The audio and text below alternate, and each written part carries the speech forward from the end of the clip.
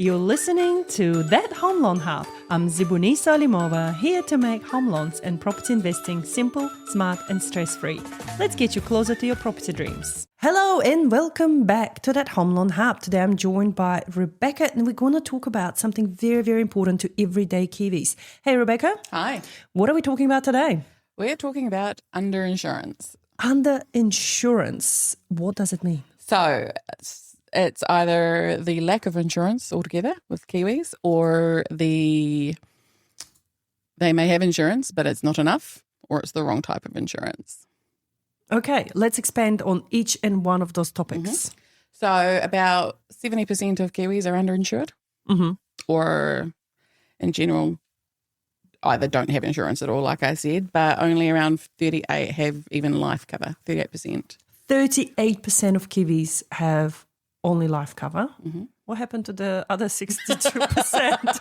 Exactly. What are they up to? I mean, 30-something do have health, but a lot of the ones I think that have life cover see the importance of insurance. So they're probably the same ones that have the health cover as well, quite frankly. And then it's even less. I mean, income and mortgage protection are, I think it was like 18% last time I looked at the percentages, and trauma was 20-something. So it's a lot of missed, like a lot of gaps. Yeah, that scares me, because if you think about it, like, I'm sure most of those people will have mortgages or will have some sort of debt or will have families, will have kids, will have something worth protecting. Mm-hmm. And even if they don't have the debt, they've got rent. Like if they don't have a mortgage, they've still got rent. They've still got expenses, right? They've still got to live. So not having anything to cover their income, which is their biggest asset, is pretty scary. It is very, very scary. Okay, so what can we do to help our average, everyday New Zealander? What they should be thinking about right now? Just getting in touch and having that chat with us. Look, it's scary because, especially at the moment with cost of living and everything going on, finding the money for insurance. I mean, we understand it's always difficult, but having a little something is better than nothing. You might still be underinsured, so, it's not great, but at least having something at the end of the day. And we can figure that out. Like, you might have a budget in mind. We can figure out the best thing that you can get for that amount. You might be surprised by what you can actually get, And it comes down to lifestyle as well, right? Like if you can afford 5 cups of coffee a week or a takeaway, you can afford insurance. Exactly. That's how I see it. Yeah, especially the younger you are. I mean, 20s and 30s, even into your 40s, it can be reasonably priced. Obviously, the older you get, the more expensive it does get. But the older you get, the less cover you probably need as well, because your debt will be going down or whatever the situation is, right? Mm-hmm. So the younger you are, the better it is to get it locked in place. And also health-wise, like get it all locked in place while you're healthy, and it's a lot cheaper. I was about to say when you don't have as many conditions and stuff. Yeah, this is crazy. Sorry, I just got distracted because my dog is running outside. Is someone running after? She's fine. She'll come back, guys. Don't worry about it. By the time you're listening to this, I'm sure she's safe at home. But the key, I think, here is, you can't rely on your family and friends setting up Give a Little pages. No. And that's always been my message. Like every time I see a Give a Little page, and there's so many young people these days that something happens to them, whether it's an accident, car accident, sports injury, whatever, or whether it's illness, cancer. It's huge in New Zealand. And nobody is immune. Nobody, is, we all eventually die. It's I've gone dark on you guys.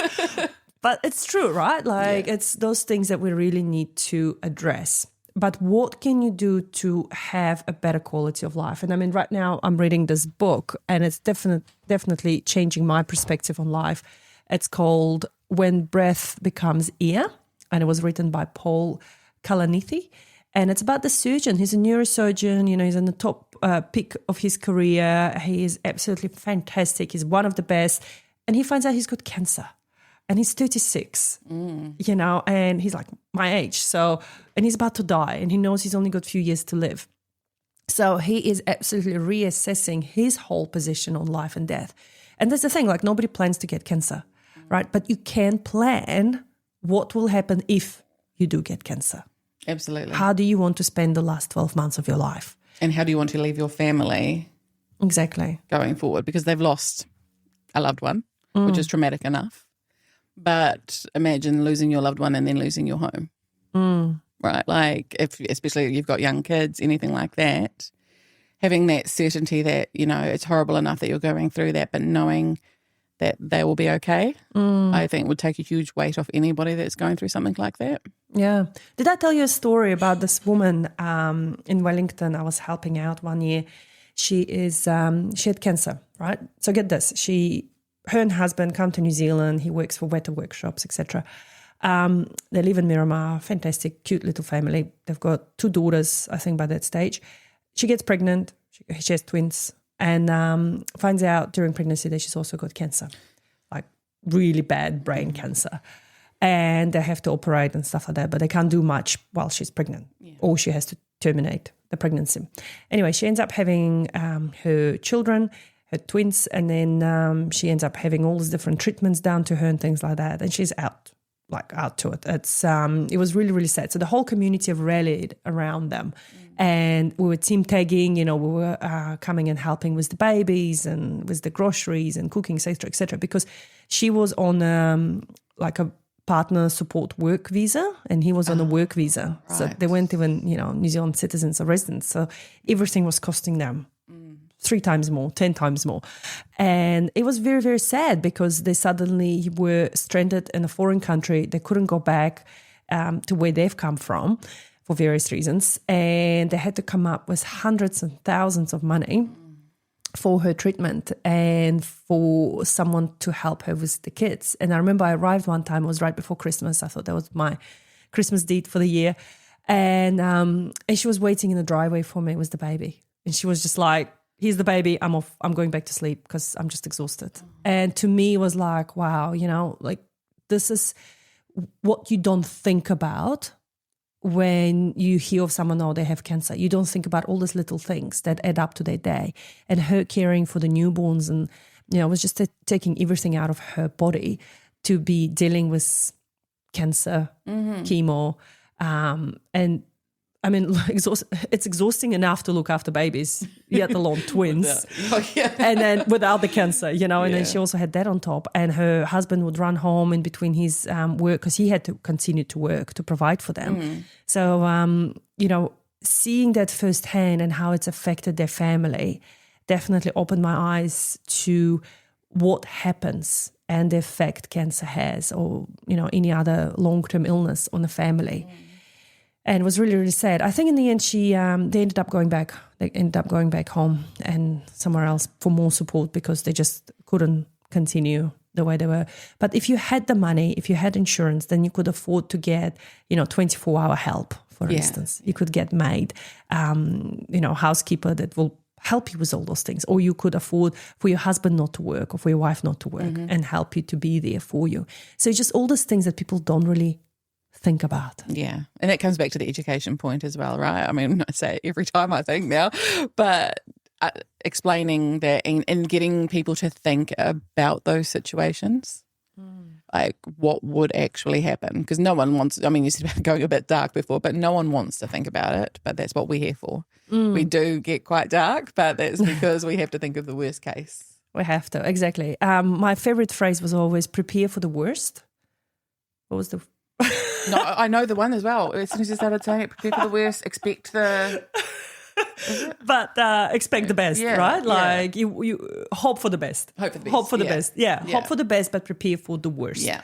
And I think that's the best balance of both because you can't just go around life closing your eyes and ears going, la, la, la, nothing's going to happen, we'll be fine. I mean, look, just my kid, my goodness, my second child. He is a disaster, walking disaster. I don't know what's up with the kid, but he thinks he's invincible. Nothing can happen to him. So the other day I get a phone call from school. He cracked both of his adult teeth, the front adult teeth, like there's pieces missing. And he actually knocked his baby teeth that way at school. Like both of them, got hit in the face with the ball. I don't know. But he lost both of his baby teeth at school, the front ones. Yeah. Then the adult ones grew and he ran into the pole. Like literally, with the face open. Front teeth. Managed to get him to the dentist. They managed to fix it up a little bit. But, and I keep explaining to him, you don't have any more teeth coming through. Like, It's not a continuous thing. This is your last lot. Please take care. But like, that's what I mean, and for him, goodness, I will be insuring him up to the zoo, God forbid. But like, he is nuts. I don't know what's up with that kid. And I love him dearly. And he's the most empathetic child out of the 4 I have. But I don't know what's up with that. He walked at 7 months, and when he hasn't walked, stopped now, right? no, Yeah. and he would just bang his head everywhere and just roll down the stairs and do all sorts. So, She's got no fear. he's got zero fear, and he keeps telling me he wants a motorbike. Oh gosh, if he could just injure himself like that, running out of there. I know. I was like, no, you're not allowed to. But yeah, I definitely get the most phone calls for him from school. Rest assured. But and that's what I mean. Like insure your kids when they're young, because especially the ones like him that are accident prone. Something always happens to them, and that way in the future, if they do need to have hip replacement, I don't know, leg replacement, bolts in their shoulders, whatever, you've got that insurance in place. Absolutely. For them. Awesome. Well, thank you so much, Rebecca. This has been a very interesting topic. Thank you. Yeah. And for those that want to hear more from us, we will be running a webinar soon. So get in touch with us and we'll send you some details. The webinar will cover all the different insurance products that we have out there and various case studies where insurance could have been handy. Thank you so much. And that's a wrap on That Home Loan Hub. Don't forget to hit subscribe and join me next time for more property tips and tricks. Your next smart move starts here.